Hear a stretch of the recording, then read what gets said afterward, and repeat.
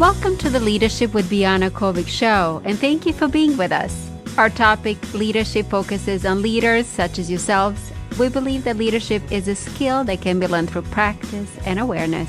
It is our hope that our conversation will help you become more reflective when it comes to your own leadership practices and enable you to leave a positive legacy. Our very special guest tonight is Merilee Kern. Merilee is a branding, business, and entrepreneurship success pundit who holds MBA and is an influential media voice and lauded communications strategist. As the owner of the boutique PR firm Kern Communications and as executive editor and producer of the Luxe List international news syndicate, she's revered trends expert and industry voice of authority who spotlights noteworthy marketplace changemakers, movers, and shakers. Merilee may be reached online at www.kerncommunications.com for PR or at www.theluxelist.com. She can be also followed on Twitter at LuxeListEditor and on Facebook, www.facebook.com/theluxelist. Merilee, welcome to the show. Thanks so much for having me. I appreciate it. Merilee, you are the creator, executive producer, and a host of the Savvy Living TV show that airs on CBS TV KPIX San Francisco, which is a number 6 U.S. market. Can you tell us a little bit more about your show? Sure. It's a lifestyle talk show. It airs on the weekends. And basically, the premise is guests, gifts, gets, and getaways. So there's a segment or two in the show where we're connecting with really compelling subject matter experts or authors, various field experts talking about very relevant and timely and compelling topics. It could be anything from technologies to innovations or maybe a recent book launch or tips just to help you in your daily life, various guest interviews. Mm-hmm. We then transit to the gifts and getaways block where we're featuring really innovative and compelling products. Brands that are out there on the market, people might want to get for themselves. They're life enhancing in one way or another. Or, maybe they want to give as gifts to others. We've got the holidays coming up and that kind of thing. And then at the end of the show, we talk about getaways. Mm-hmm. Fantastic locations and destinations, not just domestically, abroad as well, that folks might want to consider for their own travel and vacation planning. So it's a 30-minute show and we cover a lot of ground. I actually had a chance to see your show, so I was very impressed that, as you mentioned, you're very broad. It talks about from getaways to specific products that helps you with aging and other things. How do you go about choosing your guests? Sure. Kind of time of year dictates a lot. Like I said, we're heading into the holiday season. Then after that, for example, the first quarter of 2019, we have the Consumer Electronics Show, which is a really big event for technology in the course of a year. It's also New Year's resolution season and, all things health and self-care and that kind of thing. So I try to make the content, relevant to this time of year and that kind of thing. But, when a guest is presented to me, if they have something that's really just helpful for my audience, really holistically, the whole show is intended to enhance or improve the viewer's life in one way or another. So as long as the topic at hand and the advice being disseminated achieves that goal, then it's a perfect guest for the show. Mm-hmm. And I know that your guests, you have a pretty broad range, about 2.5 million people are watching your show. Do you know the age group that usually, watches your show? Sure. I've been fortunate. KPIX, that's the CBS affiliate in San Francisco, and that's the number 6 U.S. market, the DMA, and that market boasts about 2.5 million TV households. So it's a very large market. There's a lot of potential for exposure there. The fact that I'm a kind of a daytime talk show, it tends to skew probably heavier towards women, all age ranges, really everything from millennials up through even seniors. Again, things that I'm covering are just lifestyle enhancing products, and the technologies or the brands or the solutions that I feature are as relevant for, younger folks often as they are for older. every once in a while, I might have a segment that's geared more towards one audience or another, and, I'll sort of frame it up that way. But generally speaking, I would say, although there's plenty of men that do watch the show, most definitely. But I would say because it's a lifestyle talk show, it probably is just geared a little bit heavier on the side of women. Mm-hmm. So one of the things that I really want to talk to you about, you're an expert on brand and PR strategies. Could you tell us a little bit more why branding is so important? It is. There's so much competition in today's marketplace. Even in what are so-called niche categories, there's still variations and derivatives, and it's really just so difficult to rise above the noise today, set your product apart from others in the marketplace, whether the competition is real or perceived, one way or the other, there's still competition out there. So branding, effective branding and having a plan and a roadmap is just, developing a very concerted way to navigate all of that, all of the challenges that are out there. How are you going to articulate your unique selling propositions and that kind of thing in what has become just an extraordinarily crowded marketplace. Mm-hmm. So, I spoke to other experts and they say that when it comes to branding, storytelling is the most important, according to them. What are your thoughts on storytelling when it comes to branding? Storytelling is important because it develops a narrative and a context, to put that product in. People want to be emotionally engaged with a product. They want to get behind it. They want to believe in it. And really, most importantly, they want to envision that product in their life. How is it helping and enhancing and benefiting them? And, they need to feel that. They need to envision that. So even beyond the art, which it is of storytelling in a branding context, there's an expert that I work with, Kevin Lund. He talks about conversation marketing, where it's this one step further. Not only are you developing this story and this narrative, but you're doing so by just speaking human, as he calls it. You're having a conversation with folks. It's not always fancy marketing speak and jargon and alliteration and all these, slick things that work in advertising and other contexts. Really effective marketing has really gotten down to how brands are engaging with that marketplace, and being able to speak human in the course of storytelling is just key. Mm-hmm. So how do you know if your storytelling or conversation marketing is actually hitting the marks that you want to hit and is actually selling the product? Today it's all about analytics. There's any number of ways that, you can slice and dice tracking of your various brand endeavors. And branding, crosses a lot of boundaries. Branding's part of advertising and marketing and business development and public relations. There's an aspect of branding, there has to be synergy across all of that. And the analytical tools that are employed to measure results from each of those endeavors, are different and often specific, to those different realms. But the bottom line is there really should be measures and analytical tools in place, even with something, like PR, which can get a little bit more difficult to track. It's, sometimes PR is not very linear. It's not a direct line. There was coverage and the phone's ringing off the hook. It's not often that linear. So, there are ways and strategies and tools to be put in place to handle those measurements and analytics. And that's part of the brand planning that we mentioned at the top of the interview. That all factors in so you can have that roadmap and you're not sort of scrambling and guessing as you're in the execution phase. Mm-hmm. So would you say that if you feel that your storytelling is not hitting the mark, it's worth of changing the strategy, right? Absolutely. If you're aware that early on in your initiative, your message is not resonating, it's not pulling, it's not meeting expectations early on, my recommendation, is definitely to sort of cut your losses there and shift. There's a lot of, and I don't know if ego is the right word, but there's a lot of work and effort goes into planning and recommendations. Often there's very expensive agencies in the mix, and they have strategized and made their recommendations.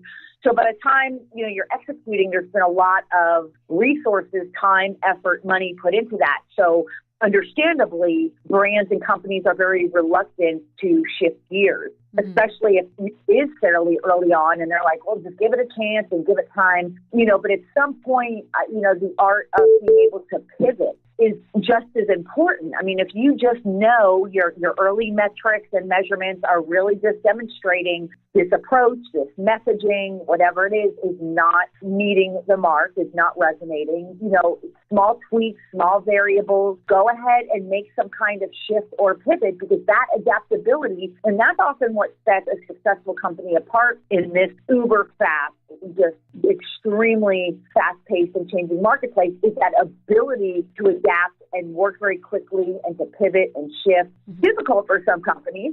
There's a gauntlet of approvals, there's red tape, but to the extent that that's possible, I definitely advocate it. So, in this show, we talk a lot about reinvention and reinvention, personal reinvention, company reinvention.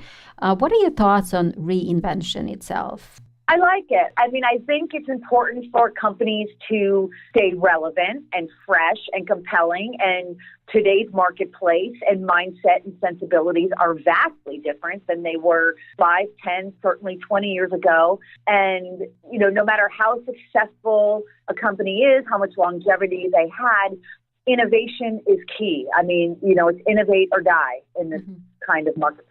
So I think being able to reinvent yourself, and I know it doesn't always mean an entire departure from what you've been doing previously. It can be just small tweaks and changes, but I do think it's very, very important as part of that reinvention.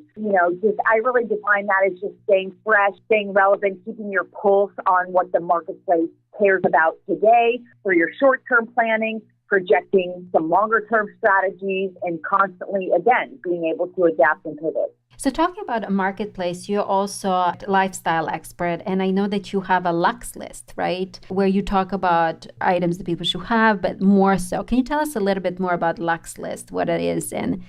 Sure. The Luxe List is by premise a brand review platform. So whether it's a physical product, maybe it's an intangible like an app, maybe it's a destination. It's sort of the evolution of the brand work that I've been doing and, helping to advise the marketplace on brands that are vetted and they're tried and true, and whether they're looking for gift ideas or products to, enhance their own lives or a travel destination, they can go to the Luxe List, through which we cover products editorially, so through articles that run both on the Luxe List, and we have a vast publishing partner network. So the Luxe List stories run in various magazines and online websites, a bunch of publishers and syndicates. They can find advice that way. We do television segments, radio segments. It's a cross-media platform. But one way or the other, they can go to the Luxe List and know that they can find a product if they're looking for a self-care solution or something for skincare or a gift idea for the holidays or Valentine's Day, whatever it is. Know that we've reviewed it. We've touched the product. We've seen the packaging. We know the company's legitimate. The claims are, what they say in the marketing materials and all of that. So, consumers can have the confidence when they're shopping. And I know that Luxe List also has interviews, and as you mentioned, they can subscribe, right? Yes, there is a newsletter for the Luxe List. And we do, every once in a while, we'll do celebrity interviews or experts, various subject matter experts. This could be everything from a chef or a celebrity or a developer of a technology, or maybe, it's the CEO of a pharmaceutical company. So the interviews are very wide-ranging as well. So another thing that you do, you're also an entrepreneur. You're actually a serial entrepreneur, but you also own a Kern Communications. Can you tell us a little bit more about that company? I do. So the Luxe List is my journalistic endeavor. That's where I'm recording myself. I'm on various television shows or, writing the articles that are being published elsewhere. So that's sort of the journalism endeavor of mine. On the public relations side of the fence, for over 15 years now, I've had Kern Communications, which is a boutique public relations company, which is your traditional organic PR companies, whether they have products or whether they're a CEO or an author or a speaker and they're looking for thought leadership publicity. One way or the other, the folks that I work with on the Kern Communications side are looking to work through the media to tell their story, to gain that publicity. So I'll execute campaigns of that nature, sort of regular PR services. And when you talk about PR, in your opinion, what is a good PR? Well, it depends. Every public relations campaign is just completely unique unto itself. Whether you're doing a launch campaign, maybe it's a book launch or a product launch. Maybe you're doing, again, a thought leadership campaign for a CEO who's just looking to raise their professional profile. Maybe they're looking to get a book deal or looking to, increase the amount of speaking endeavors. So it really depends on what the goal is of the client. And that's always actually my first question when I have a client. What does a PR win look like? If there was one PR placement from your work with me, from your engagement with me, what would that be? And then I'll reverse engineer the campaign from that so that I can work towards achieving that goal and hopefully delivering that placement to the client. So definitely not a cookie cutter agency. Every client gets just one-on-one service, very customized, bespoke PR that's completely tailored around them, their products, their industry, the current news cycle, what's going on at that time, and ultimately their goal and objective. And how long should one have a PR agency for? Is it a 6-month thing? Is it a year thing? In order for it to be successful? What is your experience? Well, in a perfect world, if we take budget out of the picture, because, let's face it, budget is always dictating how many PR campaigns a person or a company, will sign on for. But if you take budget and cost completely out of the picture, it would be optimal to execute a PR campaign. My recommendation, whether you're an author or any other company, typically at least once a month, because there's something called campaign continuity, where, some PR agencies, not mine, but some will actually lock clients into a contract of at least 3 months, suggesting that you really need this amount of time just to cultivate and get a foothold and develop that conversation with the media. And that's actually legitimate. It's not the way I work. I don't lock folks into contracts. I'm perfectly fine. I do project-based work. If they just want to do one campaign with me, hey, that's great. If they want more, that's fine too. So I don't lock that in, but I do understand why other agencies do, because, there's truth to it. You really do need time to cultivate, and coverage often begets coverage. So it's sort of like, the longer term you're on for, the more those placements and those results can build up. So, again, authors especially, because, they're subject matter experts usually. So whether it's a launch campaign or thought leadership, the role of the publicist is to help determine, okay, we did this campaign last month. Here's a fresh new campaign idea that we can execute this month. That's not redundant to what we've already done. It's fresh, it's new, it speaks to what's going on in the current news cycle. So in a perfect world, that would sort of be happening at least once a month, for that continuity.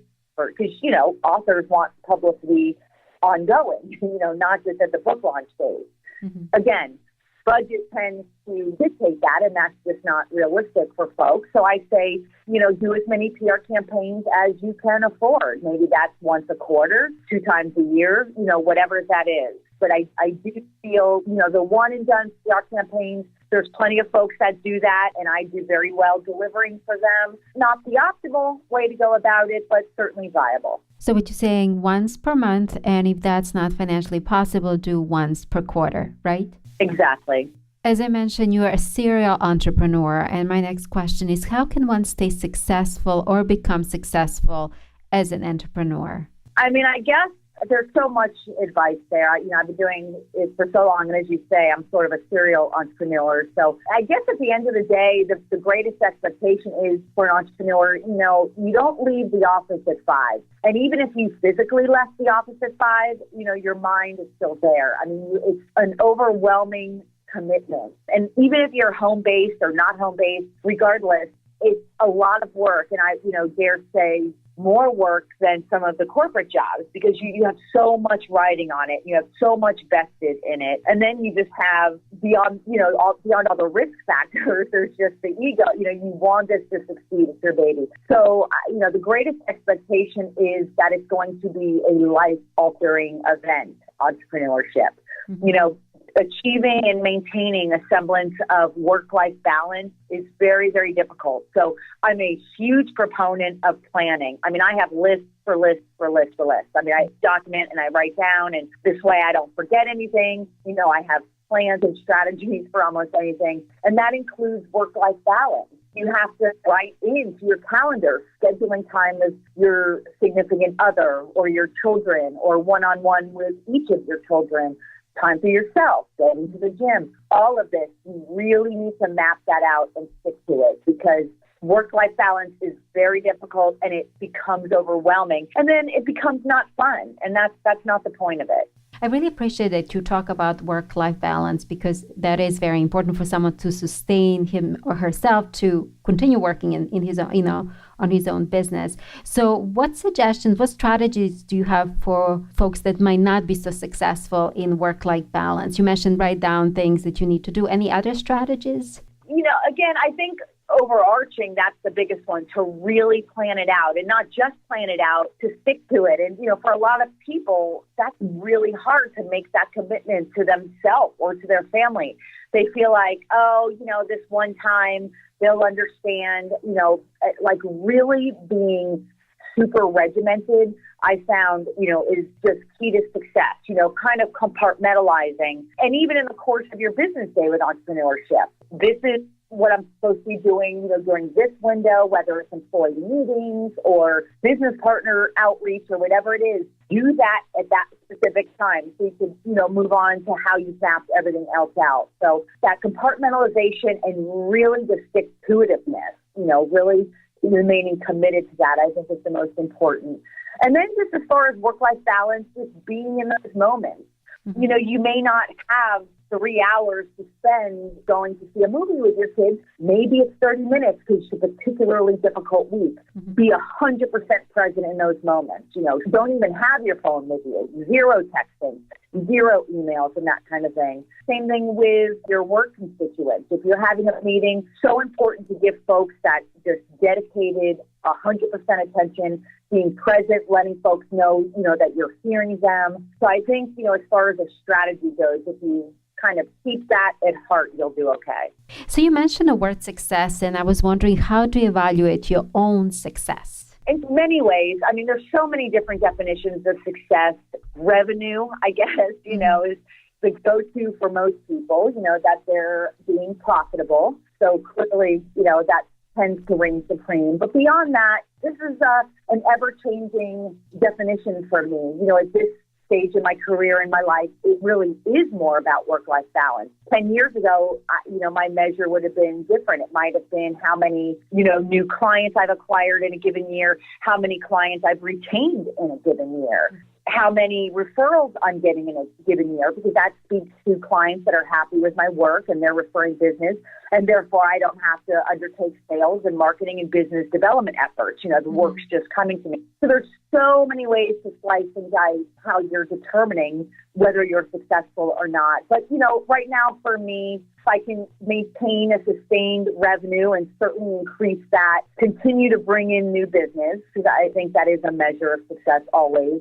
For me as an agency, and agencies are different than a lot of other companies. An agency, I really, really seek to develop long-term relationships. For budget reasons, it's not often realistic for companies to do the month in, month out, or even quarterly campaigns, but to have repeat clients coming back to me year in, year out over the course of many, many years, that's how I measure success. If I was continually doing these one and done, and never working with the same folks, that would probably say something about me that I wouldn't like very much. Mm-hmm. That's definitely still a measure. And then I guess my stress level, if I can leave work at the end of the day and feel accomplished and just not having it hanging over me that there's unfinished business at this point in life, that's definitely a success.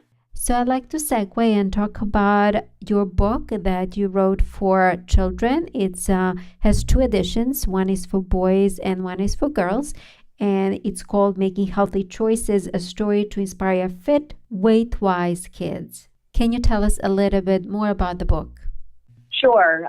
It's a book very near and dear to my heart. On the personal side, I'm very involved in health and fitness and nutrition. I did some fitness competitions way back when and really have always just embraced a very healthy lifestyle. And then, of course, I became a mom. I have 2 children and was really just kind of overwhelmed with the amount, how difficult really society has made it for children to make these healthy choices, you know, whether it's in the house because they're watching television with certain commercials, certainly out of the house with the preponderance of, you know, fast food, and even at school with vending machines.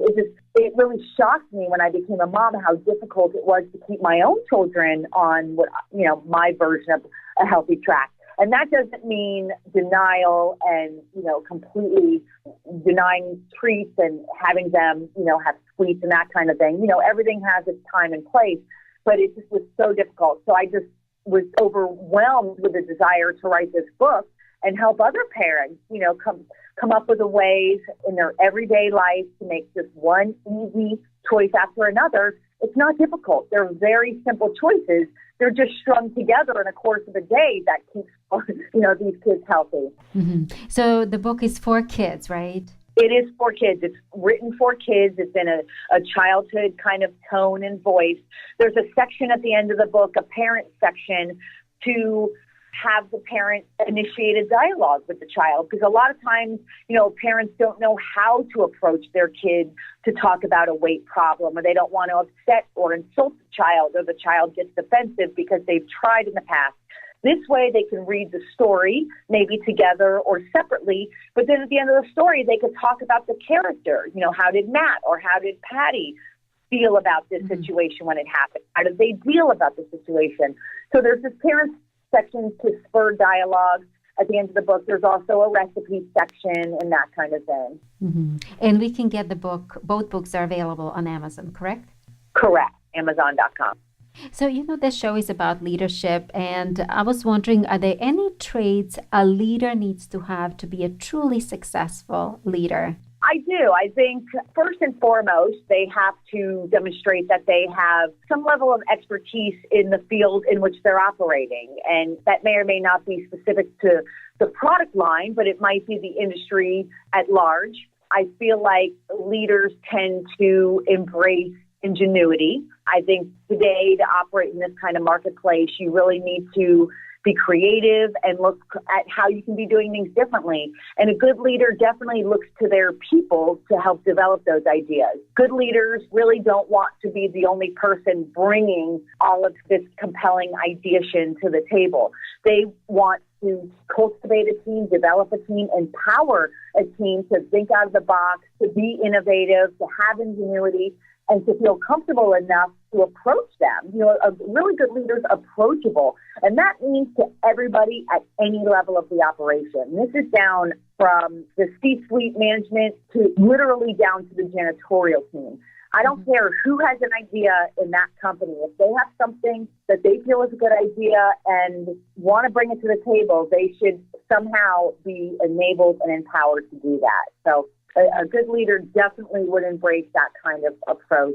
I also think good leaders today, they embrace, you know, on some level, sustainability and eco-consciousness. I think that companies today really need to operate in a responsible manner environmentally. So I think that's really important. That's really resonating, you know, especially with the millennials and the up-and-coming generation. So that's definitely really important as well. And in your opinion, what is the most difficult part of being a leader?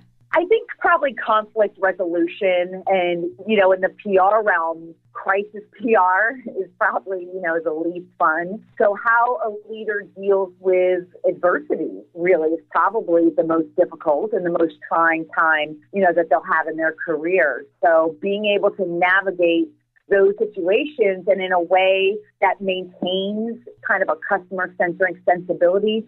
You know, there was the situations recently, the airlines just had that horrible image crisis, the way passengers were being treated and that kind of thing. So being able to handle, you know, and solve problems and resolution within your industry or company, your own protocols and methods and procedures and do that in a way that doesn't alienate the marketplace. That's difficult and challenging. So a leader that can do that is probably going to be pretty successful. What I'm hearing is that you have to be always on your feet and think proactively how you communicate to the various shareholders, right? Absolutely. And proactively, I think, is an important term. I tend to function that way in business. I'm more proactive than reactive because I tend to think, you can maintain more control that way. And I mean control in a positive sense. So yes, you don't want to wait, and kind of hide until it hits the fan. I think taking a stance or taking a position, articulating it, talking, explaining why a leader might be going one direction or another. The more people understand about why decisions are being made, the more they can get behind and embrace those ideas. So for a leader to say, we're doing it this way because I say so or because I think it's a great idea, it's not great. I think to really explain the methodology there and the strategy behind it and the objective and the vision for it, I think will definitely resonate much better. So I really like that you talked about it because in leadership change is something that's happening all the time.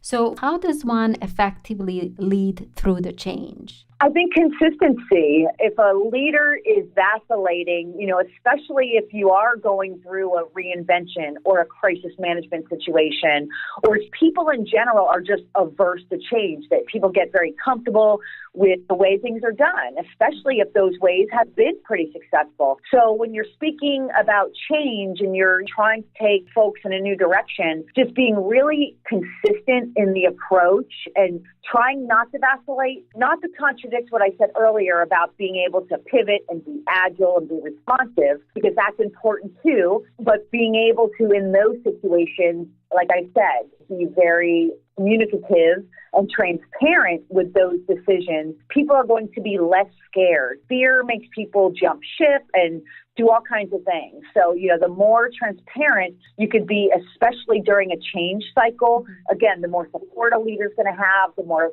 people can get behind it. And even if they don't agree with it, they can at least understand, why you're going in one direction or another. So transparency, openness, and being available always to communicate, right? Exactly. And consistent. I mean, you don't want to be speaking out of both sides of your mouth, so to speak. If you said, we're doing this because of this, and this is our reason why, you need to mean it and believe it and remind people that that's the end game. And, don't say one thing in a few months, you've had some blowback and, now you're making a complete change, at least without explaining that. Hypocrisy is never a good thing in business or any time for that matter. So, you just want to avoid as much as possible being positioned or blamed as being hypocritical in any way. Another question that I get asked a lot is how much should one communicate when it comes to change or crisis? I am a huge advocate of just communicating in general. So even just in a normal business cycle, I think that today's leaders who are very present and approachable and communicative, and they have dialogue with their staff members, whether that's video-based or they regular emails or they're having staff meetings or company-wide meetings. I think it's so important for leadership, not be sort of in a gilded cage, just completely out of touch to the rest of the company. So to have this sort of relationship and to make everybody feel like, wow, I know this person and I like this person and, this is why I'm working for the company. People want to believe. But especially during a change cycle or crisis management, again, everybody's fearful. Everybody's concerned. People, have the opportunity maybe to go to competitive companies. A lot of attrition happens during those change cycles. So particularly during those periods, it's imperative. And not just a CEO. I mean, other C-suites on down to departmental leaders, team leaders. I think there should be a tremendous amount of communication, transparency, a lot of encouragement, reinforcement, so everybody feels like they're on the same page. No one feels alienated or like they're lost in the course of what's happening. So you're an expert in media, and my next question is, what are your thoughts on how does actually media impacts one leadership style? Well, for better or worse, it probably does. I tend to prefer a leader to sort of be who they are, and the media can sort of report on that as they should be. But reality is a media coverage or media's opinion of a leader can sometimes change the leader's behavior, and sometimes that's for the better, sometimes that's for the worse. But at the same time, the media can be, a really great gauge and benchmark, kind of like having their pulse on collectively, how a marketplace might be feeling or how a certain population might be feeling. So I think it's wise to keep tabs and, what is the media saying? And if there's value to it, if it's valid, not mean-spirited, for example, if it happens to be, maybe a not very glowing situation.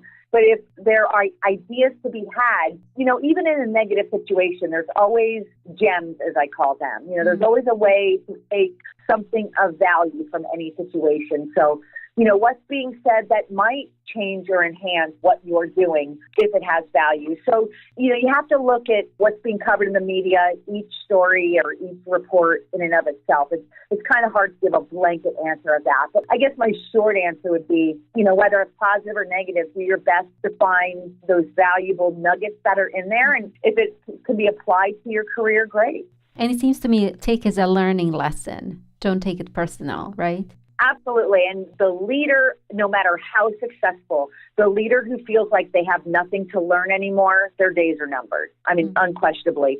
Today's leaders, not only do they need to continue to grow and evolve and learn, they want to. And that's discriminating factor. They embrace knowledge and how can they do better? Sort of, no matter how good things are going, it's sort of never good enough. They're driven by this real desire to overachieve, often the good leaders. So, it's so important whether that knowledge and key learning is coming from the media, their own people, your neighbors. You have to be able to embrace advice. And some have the ego doesn't really let them, like they know everything, they've done everything, and, they just sort of shut it down and they'll nod and smile and that's it. And, really that's not the way to go. So you led many companies, as I mentioned before. Do you believe that every leader is a good manager? That's a really good question. And, I'll probably say, no in literal terms. Leadership and management can sometimes be mutually exclusive, and sometimes a leader, and it depends on the capacity of the leader.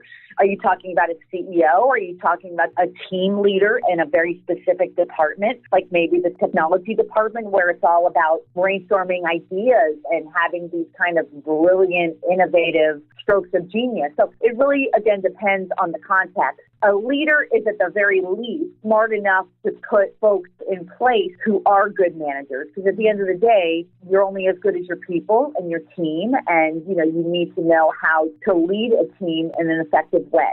So if they themselves, maybe they're not a people person. They could be more reclusive. They could be more introverted, whatever the case may be.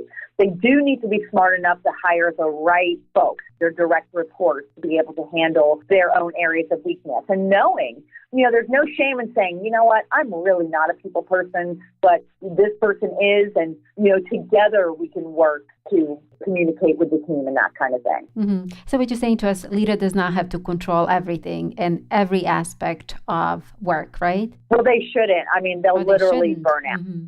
Yeah, their brain will blow up. I mean, sure, they should be knowledgeable and debriefed and certainly be involved in planning and strategy and taking a look at the analytics and kind of the higher level. Again, it depends on the size of the operation. If you're a 5-person team versus a 500-person team, your level of involvement is going to be vastly different. Generally speaking, a leader leads others who are executing. And optimally, I find that a leader, when you get bogged down with the minutia, the machine, the daily grind, so to speak, you don't have the time to do all of this higher level thinking and strategizing and making relationships and business deals that are often required, and just becomes diminishing returns on all fronts. So definitely best if you have really talented people that can execute. So you talked a little bit about delegating just right now. I want to know if you can add something more to delegating responsibilities.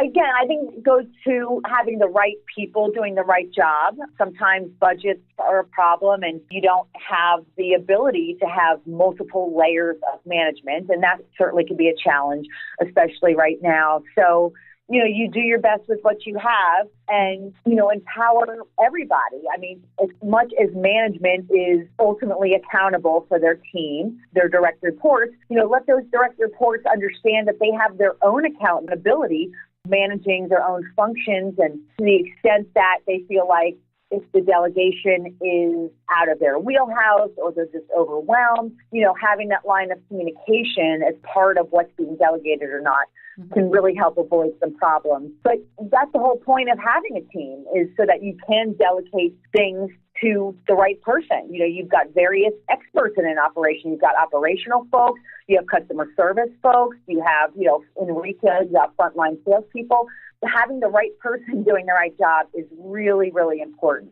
So you always want to be, taking a look at those analytics and what numbers could need to be improved, and sometimes reallocating, how things are being delegated, or if they're being delegated, maybe inappropriately by management. Sometimes management wants to be a little more hands-off, and that's not really very effective. So it all depends on the operation. But at the end of the day, I think a leader's time is best spent on some of the higher level strategic endeavors, and letting the team execute.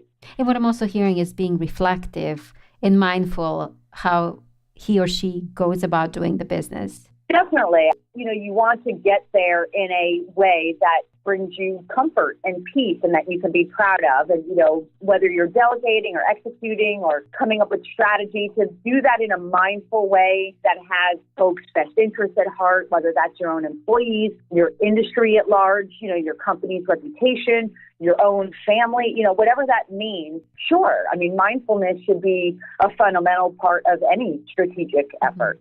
Any thoughts on generosity and leadership? Absolutely. Today's companies, those who are cause conscious and that give back to communities and that, are not selfish per se, that they're really looking to benefit a greater good of some sort. I'm a very big proponent on corporate philanthropy, and, many of the brands that I cover on the Luxe List, for example, they're giving various sales proceeds to various organizations, and they're cost conscious or one way or another. And I definitely advocate that. I think there's just so much need in the world in so many different ways. And, besides it just being a corporate strategy and a marketing ploy to be able to claim that, you are philanthropic. And many companies go about that in ways that they don't even promote. I just think that in today's environment, especially with millennials and the up-and-coming generations, some won't even do certain business with companies unless they have these kind of endeavors. So I think it's the right thing to do, and there's a million different ways to slice and dice how one goes about that. So there's really no excuse not to nowadays. Thank you so much for mentioning about social corporate responsibility, because that's huge. So for the ones that might not have in their organizations, what would be the ways that one can put that into the place? In terms of social corporate responsibility, I mentioned, just fundamentally giving a portion of sales proceeds. There's some companies I'm aware of that are supporting educational endeavors of their own staff or staff members' family members. They're, gathering their employee groups and, for example, during Thanksgiving time, they might all go help the needy or homeless somewhere. They're organizing this in a systemic way. The HR department has very concerted initiatives. Often there's a team or a task force, or at the very least an individual who is mandated to develop these ideas and then hopefully execute on some of them. So there's just so many ways to go about it. Like I said, it builds morale, it decreases churn. Companies can really maintain employee bases. Employees really just buy into the company. They're proud to work for these kind of companies. They bring new employees into the fold because they make recommendations.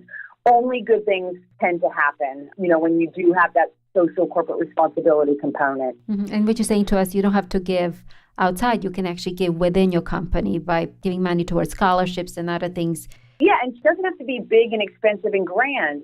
Sometimes, certain teams or departments or individuals have just had, the employee of the month, the good old employee of the month, they get a great park spot, they get a day off, they get a free lunch. People want recognition, and the more that recognition and support can extend beyond a staffer or the company into the community, the better, because then it really builds on the cause consciousness. But there's just so many ways internally to handle that do not require a lot of budget. And talking about employees, a lot of people here in New York talk about diversity in the workplace.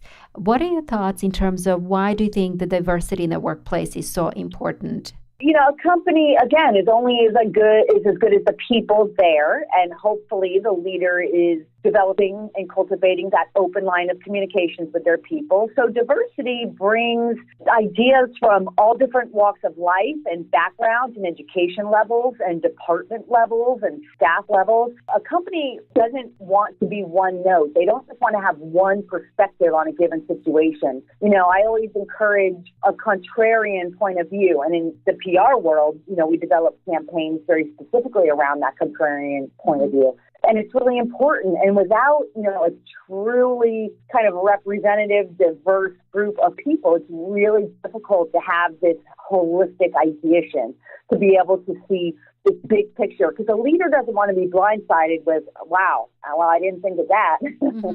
So, diversity helps prevent that. It helps to see these bigger picture opportunities, or whether you're solving a problem. It brings so much to bear in a more comprehensive way. And it seems like what I'm hearing is kind of creates a check and balances between what you think and what is, right? Well, it does that as well. It really opens up possibility. I guess at the end of the day, if you had to boil what I see as the benefit of diversity, besides just general fairness and, everybody should have an equal chance at opportunity, as far as how a company benefits, to me, it truly maximizes all of the possibilities. No matter, again, if you're looking to develop new ideas or solve problems, I think you need the most varying amount of perspectives to be able to see an issue, and then you can make your plan accordingly. Do you believe that being assertive helps you lead better? Yes, definitely being assertive. I mean, a leader should be able to garner the respect of their people, but assertive in a way that's not off-putting. You still, again, you want to be approachable, you want to be affable, you want to be respected. And somebody with just a mean-spirited image or that kind of thing. So you definitely want to put forth an image that is just positive, relatable, that people are going to like, I guess at the end of the day. Being assertive, I see that as being consistent, and sometimes if you know that your idea is a good one and, being able to kind of stick to your guns and being able to articulate what you think is right, but in a way where you're not undermining others and insulting or that kind of thing. But yeah, being assertive is definitely a part of leadership because, it's that authoritativeness. People want to feel like you're a leader, and they want to be able to get behind that. So to be assertive is definitely okay. You just have to be able to do it in a way that's not going to alienate folks. Mm-hmm. So what you're saying, be assertive, but don't be insulting. Exactly. I mean, you can be assertive without it being aggressive. Mm-hmm. And that's where you have to be able to distinguish the two. So this leads me to my next question is, how do you stay humble while leading others? Well, you have to stay humble. It's just so easy to get caught up in numbers and success and the inevitable yes people that, are no matter what you say, they're happy with it and the answer is yes. And, it's very easy to get caught up, in the ego of it all. And then there's often the monetary remuneration that you're getting from kind of being at the top of the food chain there. I think the best way to stay humble, engage with your people, go eat lunch in the cafeteria with them, hang out with them, a little bit. Just, go have these informal chat sessions. When you're passing somebody in the hallway, like I said, maybe somebody on the janitorial staff, say hi, have a conversation. I mean, staying humble means that you're, again, approachable, that you're a real person. Folks feel like you don't necessarily perceive yourself as being better than them or above the law and that kind of thing. And owning up to your mistakes. I mean, not every decision a leader makes is going to be a great decision. And you know what? Owning that and owning it in a public way, following it up with a plan and other strategic ideas is smart, but show your human side. You know, when you're even communicating with your staff and that kind of thing, don't, let it be this jargon-filled, your speech has been written by professional writers. You just want to have a human, natural conversation with folks. That's the best way to stay humble. Mm-hmm. So what you're saying to us, be accessible, right? 100%. And not only to be, but to insert yourself proactively into those situations. Interesting. So not only make us available, but actually act upon it, right? Exactly. Being humble means you don't necessarily consider yourself, or at least let it be perceived that you consider yourself better than others. It's lunchtime and you're just going to go get your tray and sit with a team and chat about whether it's ideas for the team or what's going on with their families. And, you don't always want to talk about business. People want to know that you do care, you're interested in their life. A good leader will ask about their families and things beyond the business realm. It's a great, great way to stay humble. So you are a woman leader, as I mentioned before, and my next question is, any thoughts or suggestions for women leaders? It can tend to be a dangerous question because, I don't like there to be a double standard for women. I guess the reality is, the glass ceiling is very real for many, and not so much these days as in the past, but, some women, I guess, still struggle with that. I mean, for women, I would say, all of the advice, tips, things that we've talked about today, they're as applicable for women as they are men. I think for women, I would be just a little bit more careful. I always advocate just really maintaining an air of professionalism, whether that's in, the garments and the apparel that they're wearing or the approach. But that, honestly, that same advice, goes for men as well. But for women, I just think to really maybe make that over and above effort, working overtime, you can't, let the family concerns. A lot of women tend to, have a greater role in their households with respect to caregiving and the children and that kind of thing. To the extent that they can, just let everything remain equal in a workplace and perceive that they're equal, whether it's out of office time or their ability or inability to work overtime and that kind of thing. I just try to minimize that. I try to do everything as you would, irrespective of whether you're a man or a woman. You have these personal concerns outside of the workplace so that there can be no real discriminator. Well, there's no judgment if a manager was, considering roles for a promotion. If a woman happens to be up against a certain man and he didn't have to leave the office as early every day, that kind of thing. The more you can eliminate those differences, the better. So what you're saying to us, a leader is a leader and it's not attached to a gender. I vehemently agree that. I mean, I think men and women equally can be phenomenal leaders. It's more about strategy and style and execution, has absolutely nothing to do with gender. And what kind of leader are you? What's your leadership style? I think everything that I've sort of gone over today in this interview, I mean, these are things that I either adopt in my own businesses or certainly that I aspire to continue evolving toward. My companies are relatively, my agencies and that kind of thing on the smaller side. So I'm lucky, I'm able to engage with my subordinates and my constituents, and I can be very, very hands-on. So I guess in a nutshell, that would be my strategy. I'm very hands-on. I tend to be involved in as much as I can on some level, touch points, interfacing with folks. But I have the luxury of doing that because, I'm not in a multi-layered deep corporation. But, I would advocate that, to the extent that even folks leading in a larger company can, that, hands-on style is probably never going to be frowned upon. But yeah. So I tend to be as present as I can in the operation. And what is your mission in life? In life, my mission is really, at the end of the day, I want, and I have children, I want to have succeeded on my own. There's a tremendous amount of pride that goes with not only launching a business, but sustaining your own business, especially over many, many years, earning an income, growing the company every year, and continuing to cultivate and shift and change and evolve and have new ideas and stay fresh.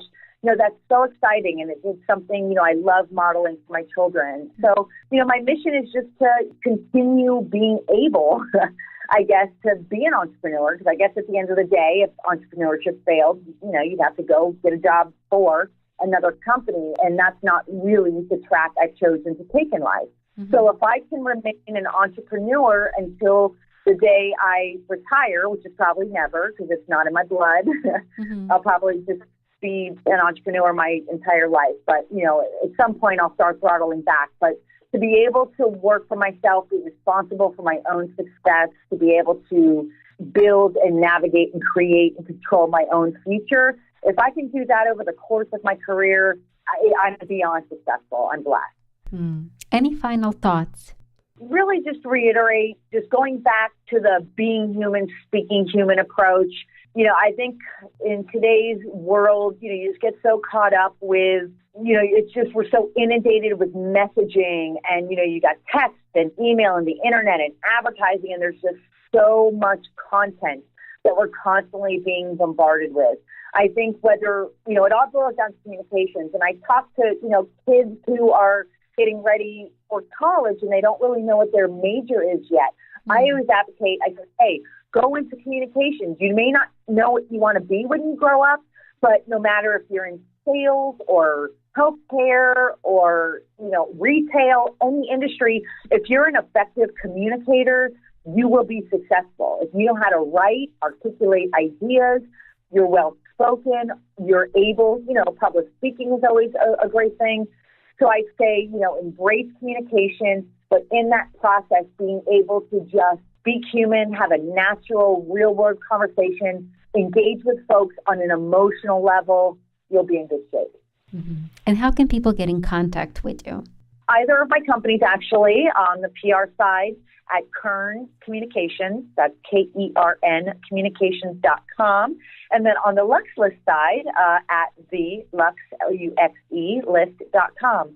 Great. Thank you so much for being a guest on our show. My pleasure. Thanks so much for having me.